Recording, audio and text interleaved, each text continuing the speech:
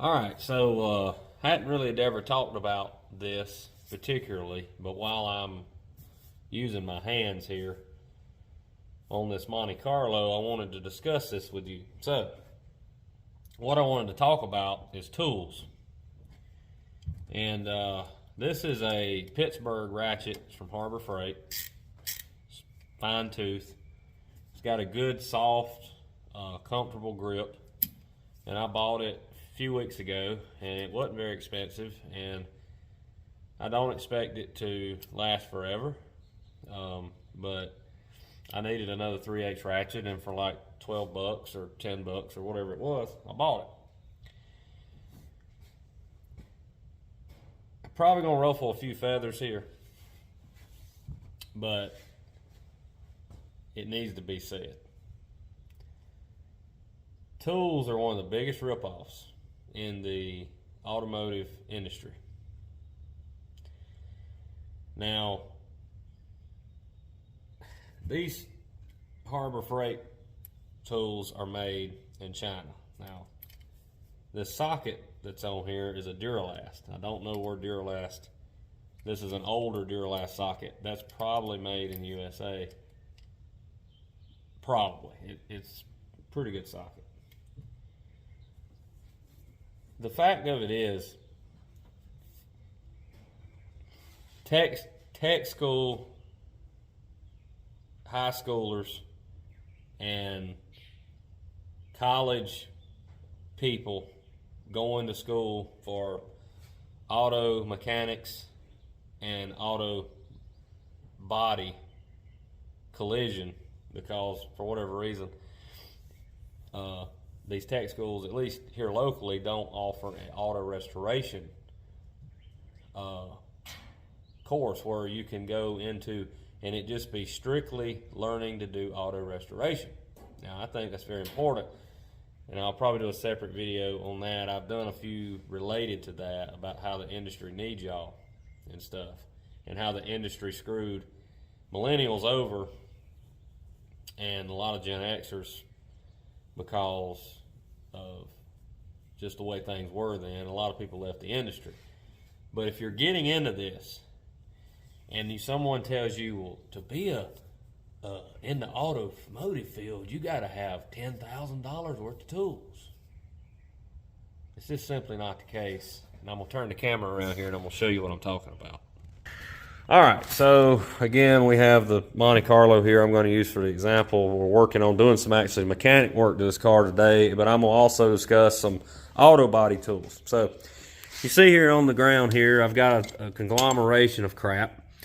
Anything from a cheapo ratchet that I can't actually hate, that stay away from anything that looks like that, to name brand vice grip. If you're going to buy vice grip, stay with the name brand. They was the original. They do it the best. But some of your little ratchets, like this is a Harbor Freight ratchet, really nice. You can hear that, fine tooth. Hadn't had any trouble with it. This is a pair of pliers I actually found in a junk car at some point. I call them hawkbill pliers. A lot of people call them channel locks. Depends on what part of the country you're from. These are Craftsman wrenches. I also have gear wrenches. I have tools that my great grandpa had when he worked on cars back in the day when these cars were brand new. And then here's some of the gear ratchet wrenches. I've had good luck with these. Here's some other, these are metric tools. I keep a few metrics around. So I've got a conglomeration of tools. Now, again, totally understand that if you are a mechanic in a dealership or even an independent garage, and you want to get, you run into situations where you have to have special tools. You need, the finest click of the ratchet you can get. I understand that. I understand that these more expensive tool manufacturers do make better quality tools. I mean, they do. I have some, but very few. The fact of it is, to do auto restoration or even to do auto mechanics and just kind of do it more on the hourly rate and not, if you're not worried about a book, And you could do auto mechanics on an hourly rate as long as you're charging a reasonable amount per hour. Because if your shop rate is like, say, $75 an hour, and the book says it takes 3 hours, if you do it in an hour, you can still charge the customer for 3 hours. Well, if you're working on something that's sketchy, you might be better off just to lower your hourly pay and just hourly rate, and just, you know, just something you've never worked on before, so the hourly stuff would be okay. I do hourly because I'm on auto restoration now, and that's what I'm going to talk about some of the tools that I use and why it's a racket and a ripoff. So we're going to come over here to my cabinet here, and we're going to talk about air tools first, because that's what you're going to encounter the most in the auto restoration world. We got a Husky palm sander here. We got a Husky DA sander. I bought these back in like 2016, and I'm still using them. I paid about 50 bucks a piece for both of them. Harbor Freight drill. This was about, at the time I bought this, it's about 15, 16 bucks. They used to be about $6 or $8. Harbor Freight tools have doubled in price, but oh, what a shame. Most of them are still less than 20 bucks in 2023. Can't really complain there. So I use, I've had this thing here for at least 10 years. Angle grinder, cut-off wheels. Not a real fan of the air cut-off wheels. They don't really cut good enough, so I started using good old... I won this thing as a door prize at a car show. I actually got 2 of them, and I'm still using both. These are actually Harbor Freight, but they're electric grinder wheels. And then I've got a little better one here. This is from Walmart. Skill, I believe, grinder. That's a very heavy grinder. Good. I've had that thing for about 10 years. It's never given me any trouble. I bought this at Harbor Freight the other day. I think it was about 20 bucks. A 1/2-inch drive drill. I hadn't used it a lot, but I think it's going to do the job for 20 bucks. I'm sure I can get my 20 bucks worth. So you see what I'm saying. I know I'm probably detecting a little sarcasm in that, but that's the whole point. You know, like this paint gun here, this was about a $300 paint gun. This is a TSS Spray Source HVLP. These other ones in here are just, one is a Harbor Freight, has about a $60 HTE gun, and then a couple of $30 primer guns. Some of these primer guns, I ain't had much luck. This one here is not really all that great. I actually got 2, so even the Harbor Freight paint guns for primer, paint small stuff, I don't have a problem. So with that being said, why is it necessary to go out and invest thousands and thousands of dollars into tools to do auto restoration? It's simply uncalled for.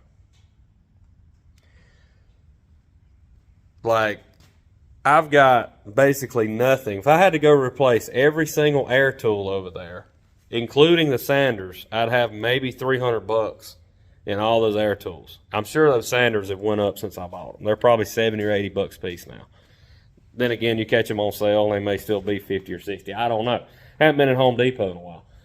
But if you're wanting to get into this, or you're into this, and you're wondering about tools, and you're worried about tool costs, and you're getting brainwashed at the tech school, or brainwashed that you need Snap-on and all this kind of... No, you don't. You don't. If you want to buy that one day, that's fine. Get started on these Harbor Freight tools. Now, one thing you're going to have that's going to cost you a penny is one of these, and that's air compressor. You're going to have a good air compressor. Now, I bought this on sale at Tractor Supply, and my first big compressor I bought at Sears was about 850 bucks. I still got it. It's in my other building over there.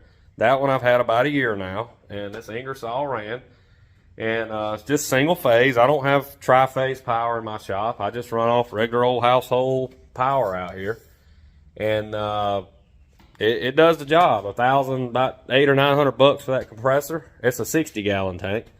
But it's good. I mean, no problem. So, spending 6, 7, 8 grand on air compressors and having to run 3-phase power and all of this garbage is just that. It's simply garbage.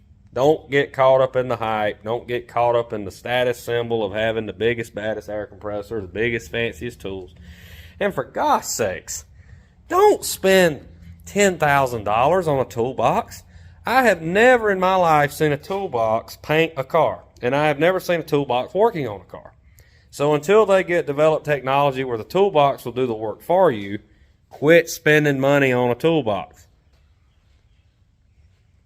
With that being said, I hope this video helps you out there, gives you some motivation, some confidence in what you're doing, that you don't have to have the best of the best of the best to do it. And that's another thing, one more I want to mention, is paint booths. Now, you need to be catching your fumes as they're going out, using correct filters, fans, seal up around the edge. I'm about to get a big fan cut in the side of the wall over here. Spending, you know, for a auto restorer to go out and spend, you know, 50, 60,000, I don't know how much an actual paint booth is. It's ridiculous. If you want to set up an actual dedicated paint area, you could take one of these buildings and you could fill it in with this metal and put a door on it and the fan hole cut in the wall, and you've got an actual paint booth for probably a few $1,000s. There is no reason to spend obscene amounts of money. It's uncalled for. So anyway, now with that being said, thanks for watching. We'll see y'all next time and hope this helps.